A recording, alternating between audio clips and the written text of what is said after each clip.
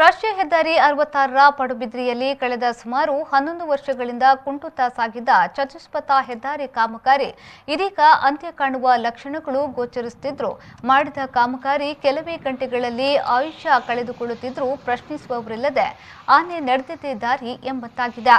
ಪಡುಬಿದ್ರಿ ಯರ್ಮಾಳು ಗಡಿ ಭಾಗದಲ್ಲಿ ಹೆದ್ದಾರಿಗೆ ಕಿರು ಸೇತುವೆ ನಿರ್ಮಾಣ ಕಾರ್ಯ ಆರಂಭಿಸಿ ದಶಕಗಳೇ ಕಳೆದು ಇದೀಗ ಪೂರ್ಣಗೊಂಡು ಸೇತುವೆಗೆ ಹೊಂದಿಕೊಂಡಿರುವ ಸಂಪರ್ಕ ರಸ್ತೆಗೆ ಗಾಳಿ ಮಳೆಯ ಮಧ್ಯದಲ್ಲಿ ಡಾಮರೀಕರಣ ನಡೆಸಿ ವಾಹನ ಸಂಚಾರಕ್ಕೆ ಅನುವು ಮಾಡಿಕೊಡಲಾಯಿತು. ಆದರೆ ಒಂದೇ ದಿನದಲ್ಲಿ ಕಾಮಗಾರಿ ತನ್ನ ಮೌಲ್ಯವನ್ನ ಅನಾವರಣಗೊಳಿಸಿದ್ದು ಮಾಡಿದ ಡಾಮರೀಕರಣ ಕಿತ್ತು ಹೋಗಿ ರಸ್ತೆಯ ಒಂದು ಅಂಚಿನಲ್ಲಿ ರಾಶಿ ಬಿದ್ದಿದೆ. ಇದರಿಂದಾಗಿ ದ್ವಿಚಕ್ರ ವಾಹನಗಳು ಉರುಳಲಾರಂಭಿಸುತ್ತಿದ್ದಂತೆ ಮತ್ತೆ ಹೆದ್ದಾರಿ ಒಂದು ಪಾರ್ಶ್ವವನ್ನು ಮುಚ್ಚಲಾಯಿತು.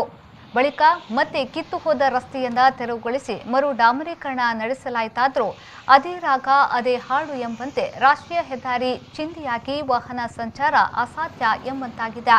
ಈ ಅವ್ಯವಸ್ಥೆಯನ್ನು ನೋಡುವ ಕಣ್ಣುಗಳಿದೆಯೇ ವಿನಃ ಪ್ರಶ್ನಿಸುವವರ ಕೊರತೆಯಿಂದಾಗಿ ಇಂದಿಗೂ ಅಪಾಯಕಾರಿ ಸ್ಥಿತಿಯಲ್ಲಿ ರಾಷ್ಟ್ರೀಯ ಹೆದ್ದಾರಿ ಅಮಾಯಕರ ಪ್ರಾಣ ಬಲಿಗಾಗಿ ಕಾಯುವಂತಿದೆ.